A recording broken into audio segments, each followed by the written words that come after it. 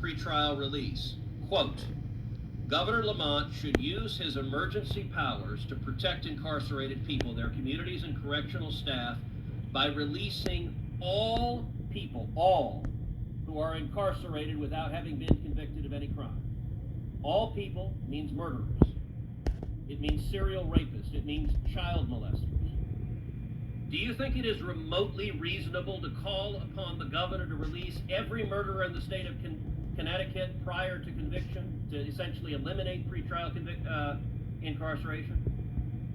So I think, Senator, that releases should be consistent with public safety. But that's not what you said. The letter doesn't say that. Were I so fortunate to be confirmed as a judge, I would strictly follow the Bail Reform Act, which includes preventative detention. But that's not remotely this letter. All right, the next page.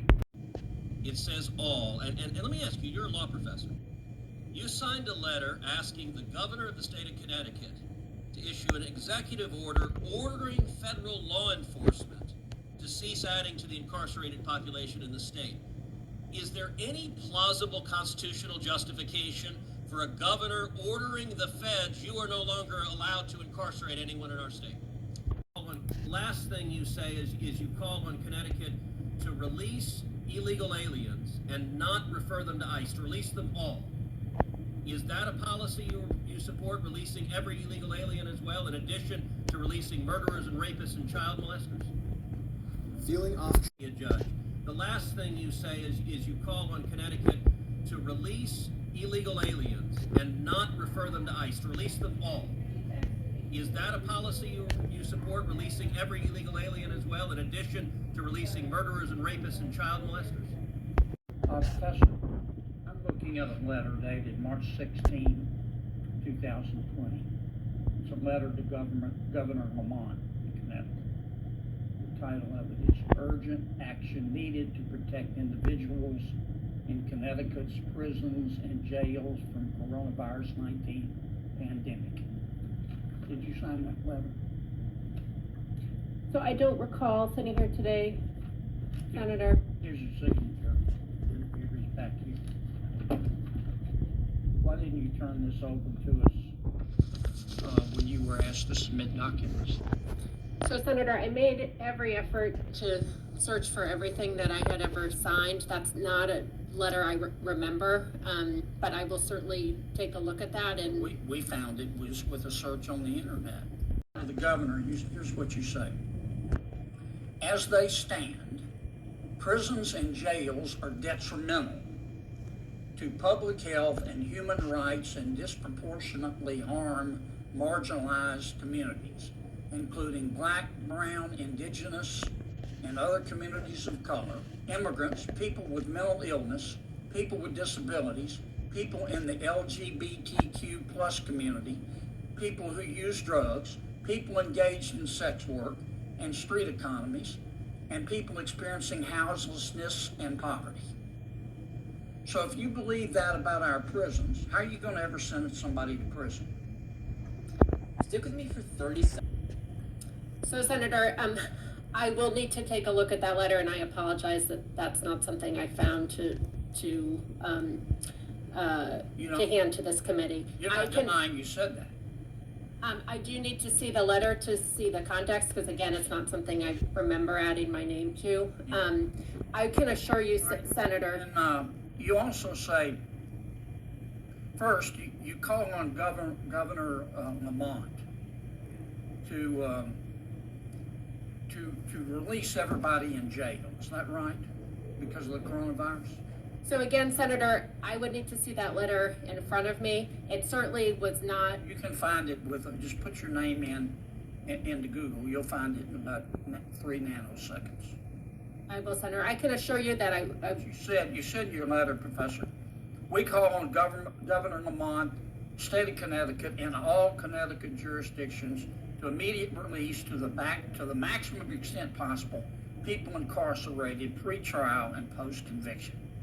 And then you go on to say, talking once again about our jails, the global COVID-19 pandemic is throwing into sharp relief the untenable state of our penal system and the need for sustained action to shrink it.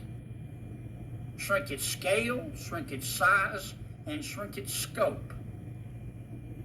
You sound here like the district attorney in San Francisco. If you believe that, how are you going to ever sentence anybody to jail, Professor?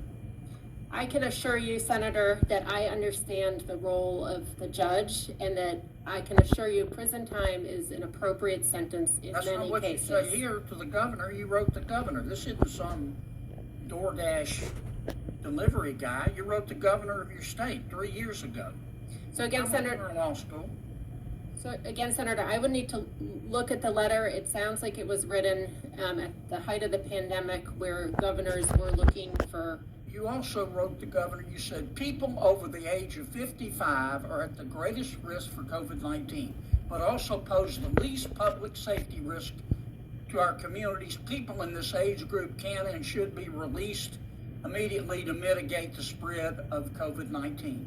You think the governor just, if you're over the age of 55, he should let everybody go? No, Senator, that's not a position. That's what you said.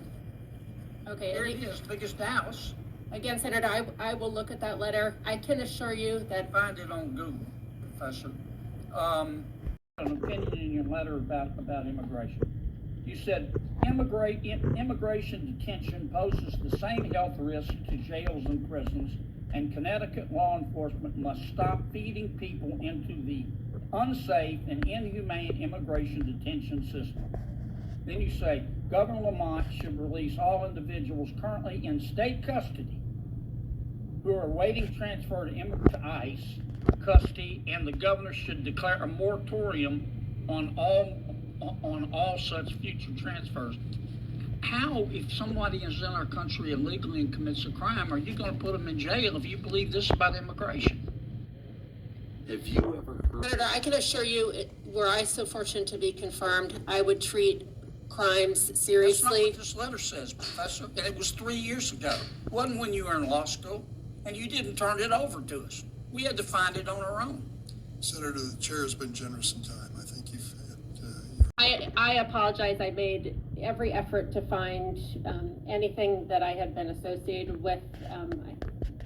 So there were many emails and internet searches and otherwise that I did. I apologize if this is something I missed. It sounds like it was a letter that many people signed on to it. I will certainly review that and supplement my submissions to the committee. So I apologize, Senator, for having missed that.